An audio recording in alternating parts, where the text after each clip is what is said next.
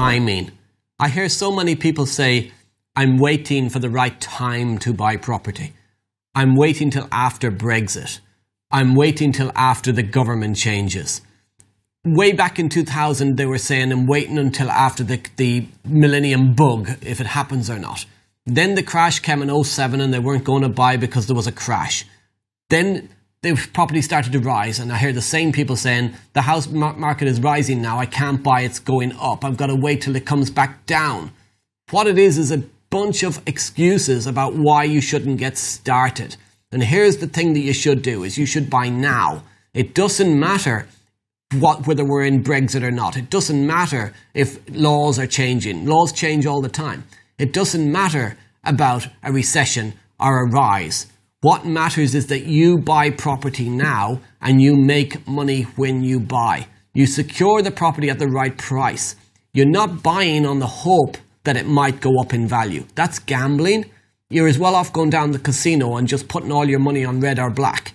You're buying with the right knowledge, the right understanding of what a good property is that makes you money, that you can add value to, that you can buy below market value or secure and buy later, building in value. It's about making sure that you've got cash flow. So don't buy a property just because it's below market value, but it makes you no money every month. You have to buy for cash flow. A property must make you money every single month. Otherwise, what was the point in buying? Now, if you buy building in value, building in a property that's going to cash flow every single month, then it doesn't really matter if the property market goes up, down, or sideways. When the crash came in 2007, loads of people couldn't survive because they were buying for equity growth, for capital growth. And they ended up having to sell, go bankrupt. Lots of property investors went under. But they weren't professional property investors. They were buying for the wrong reasons in the wrong way. If you buy for cash flow, investor that bought for cash flow could ride out the recession. Because interest rates dropped to the lowest they'd ever been in the recession, the lowest in history. That allowed people to hold on to their properties and make more cash. Progressive Property grew massively. Rob Moore and Mark Homer, the founders of Progressive, they grew their business massively through the recession because they were able to pick up assets at a very low price. But they haven't stopped buying today just because the market's beginning to move a bit. They're buying even more now. So you've got to be consistently buying. I buy property every single year. My aim is to buy one property a month this year. I bought one a month last year and the year before. I want to average at least one property a month every single month as a minimum. So this week I've secured 2 deals, which gets me to 4 this year.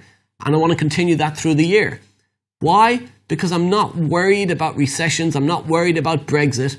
I'm just focused on getting property income in, cash flow in, and holding the property long term.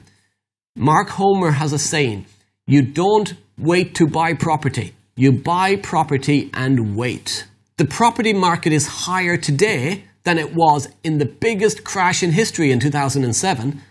When the crash came in 2007, people were panicking about property, that it would never return again. Nobody would ever make money in property again. The house prices would never be as high again. And they panicked and sold. Fire sale.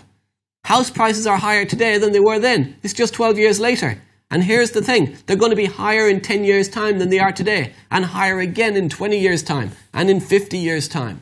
So get started in property today.